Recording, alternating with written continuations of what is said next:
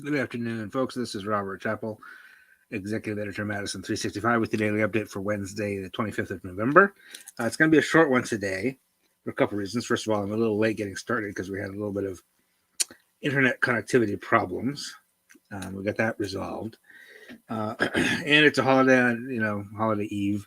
We all are probably getting ready to do whatever you're going to do tomorrow, hopefully at home.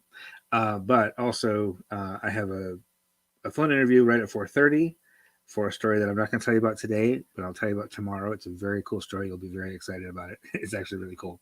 But that's going to be at 4:30. So I'm going to get you up to date, up to speed right here. If you have any questions, drop them in the comments right away, and we'll see if we can get to them.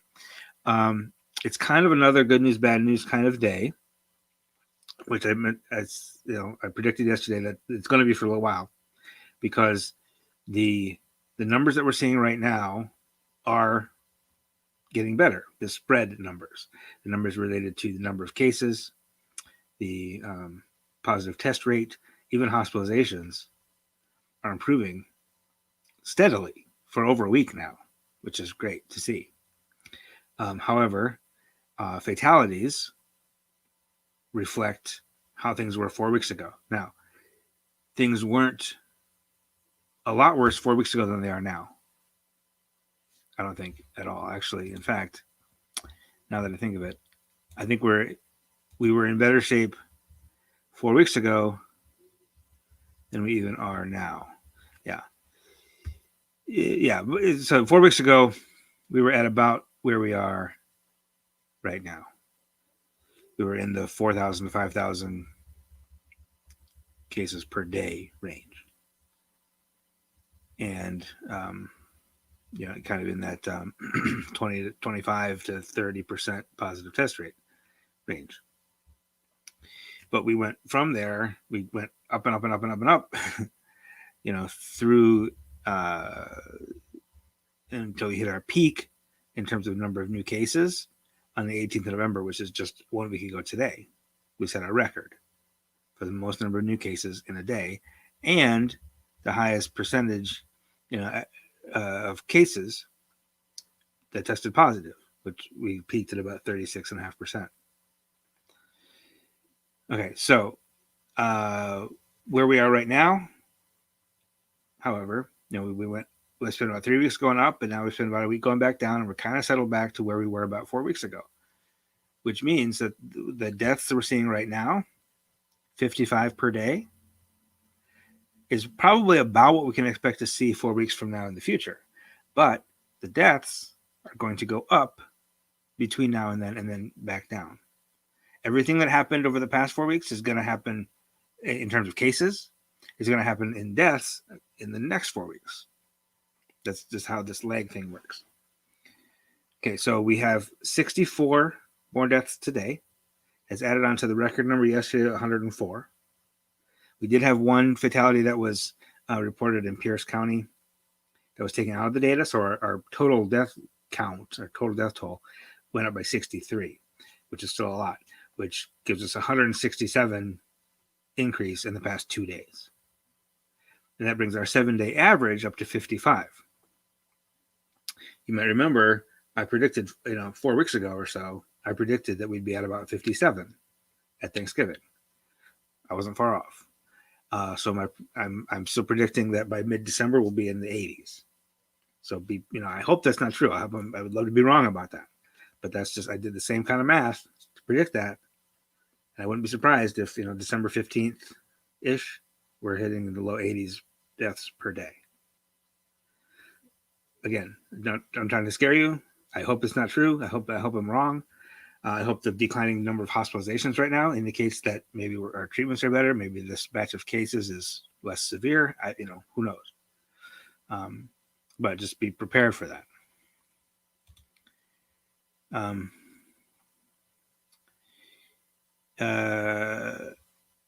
That's a great question in the comments. I'll get to that in just a second. I don't know off the top of my head, but I can talk very briefly about it, and we can maybe dig more into that tomorrow. I'll get to the question in just a second. Let me just finish up a couple numbers here. I want to talk about where the deaths occurred today, and then we'll get to the case numbers. Kenosha County had the most with 8, and then Menominee County had 6. Waukesha County had 5, Marathon 4, Washington, Milwaukee, and Dunn each had 3. And then Wapaka, Ozaki, Outagamie, Marquette, Jefferson, Grant, and Clark each reported 2. Then Waushara County, Vilas, Trempealeau, St. Croix, Sheboygan, Racine, Price, Polk, Lincoln, La Crosse, Kewanee, Iron, Iowa, Forest, Chippewa, Brown, Barron, and Ashland each reported 1. And then, as I mentioned, Pierce County reported -1. So they took 1 out. In terms of cases today, we did have a little bit lower than yesterday, 5,469. So this is always good when you have more tests and fewer cases. That's what we want to see. 17,200, almost 17,300 tests, 5,469 cases. So it's about 1,000 tests more than yesterday and about 800 cases fewer. So that's good. That puts our 7-day positive test rate for every person tested at 28.3. 28.3% of people tested in the past 7 days have tested positive. 13% of all tests in the past 7 days have been positive. That reflects the fact that many people are tested multiple times a week. So I hope that makes sense. The average number of cases per day, 5,162. That's considerably down from a week ago. As I mentioned, the 7-day average of deaths, though, is 55. There was one really anomalous county today in terms of new cases per capita, and that is Crawford County. I don't know what's happening in Crawford County today. This is just today, though. This might be just a reporting thing. It might be just a backlog of reporting. I hope that's the case. But Crawford County is reporting 285 new cases today, which per 100,000 residents would translate to 1,734.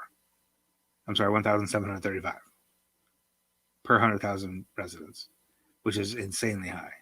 Like the highest we've ever seen is like 500 in a single day. So I'm hoping that that's just there was some data that wasn't reported before. Maybe that's like a week's worth of cases. I hope something like that's happening, but that I'm going to keep an eye on Crawford County.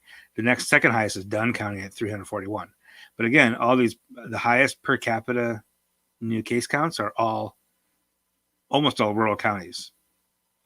You have 1, 2, 3, 4, 5, 6, 7, 8, 9, 10, 13 pretty rural counties before you get to Brown County, which is not particularly rural. I mean, it kind of is, but it's the third largest city in Green Bay in Brown County, so it's less so. Okay. And okay, we have 8 minutes left. Good. Now to your question. The question is, do you know the numbers of people who are incarcerated, who have contracted COVID, and then how many have died? Unfortunately, we do not, because there are several different layers of incarceration. I do know that there have been, I don't know about active cases right now. That's a little bit hard to get at in terms of incarcerated people, but there have been literally thousands of cases in a relatively small handful of state prisons. I think there were 3 state prisons that had really, really remarkably bad outbreaks, and that were hundreds of people per in each one of those 3 prisons, and it added up to like well over 1,000 people who were all active. And that was about a month ago. So I think most of those cases will be considered recovered by now. I also know that there has been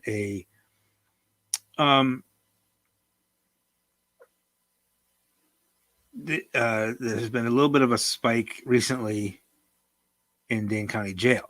So you have, not only do you have all the state prisons, but you have 72 county jails who typically don't really report the data very much.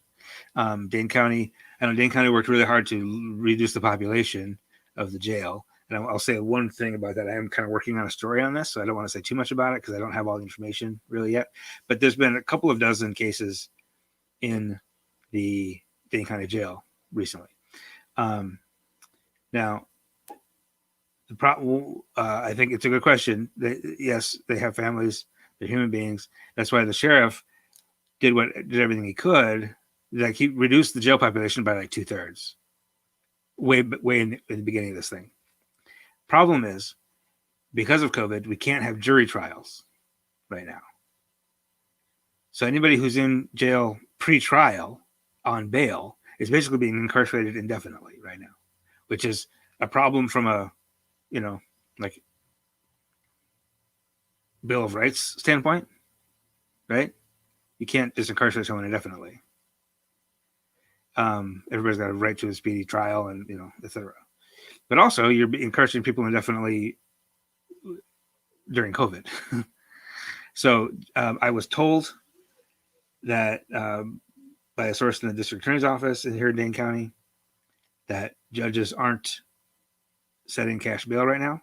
That people are being released on recognizance, unless they're like really high level violent offenses. And that's actually not true. I was told that, and it is not true. So I'm working on that story. You're absolutely right. It's a significant problem. In that, even if you did something wrong, first of all, if most people in jail, in the, like a county jail level, haven't been convicted of anything. They're being held pre-trial, or they're being held on a probation hold, or held on a bond hold. So there's no punishment there. They're just being detained until they can be tried, right? But even if you are found guilty and you're serving a jail sentence, a deadly virus is never part of your sentence, right? That's just not how we do things in the United States. So anyway, it's an excellent question. I am working on that a little bit as much as I can. Thank you, Andrew, for throwing some stats out there that I can't get right now. One other thing I want to mention really quick before I have to go. I think it's kind of good news this morning. Thanksgiving is tomorrow. It's a problematic holiday. We love it. It's great. We indulge. It's a great time to be together and express gratitude. But the origin of it has this problem with indigenous people and colonization of indigenous lands, indigenous bodies. So I was very happy to see this morning the city of Madison announced, and just didn't really give us a lot of notice. They just kind of did it and then put out a press release that they're going to fly the Ho-Chunk Nation flag out in front of the city county building, or the municipal building, I'm sorry, across the street, the municipal building. So if you go there now, and not just today, this is like a thing that they're doing now. Like this is a permanent fixture now in front of the municipal building. You have the American flag, the state of Wisconsin flag, the city of Madison flag, and the Ho-Chunk Nation flag. Because where Madison is, and where we live, basically all of South Central Wisconsin, up into West Central Wisconsin, and like the western part of Wisconsin, was Ho-Chunk land before the European settlers came, for like literally thousands of years. So to say like this is the place we are is the United States and Wisconsin and Madison, and also Ho-Chunk land. So that's a really cool acknowledgement, I think, and it's going to be permanent. Like it's not just for Thanksgiving or Indigenous Peoples Day or whatever. We're going to celebrate this. It's a permanent part of the thing now, which I really appreciate, and I thought that was very cool. Okay, so I have to log off. I appreciate your attention. Throw us a donation if you think of it. All donations right now, we are a nonprofit newsroom. All donations right now are tripled by the DEI Fund and by the Knight Foundation, and some other folks, some other funders, national funders.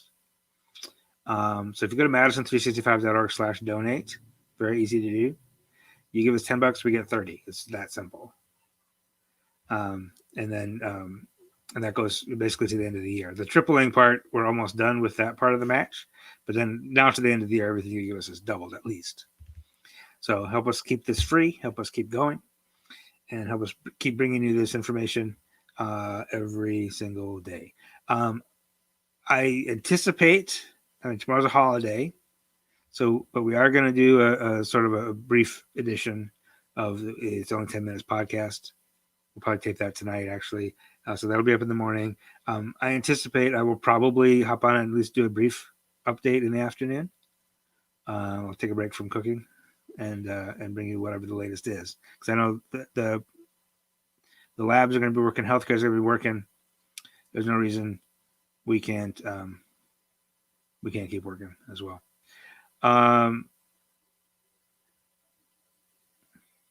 Yeah, thank you for that. This is I know there's been some activism around this, and if you want to shoot us an email at news@madison365.org, I'll put that in the comments actually.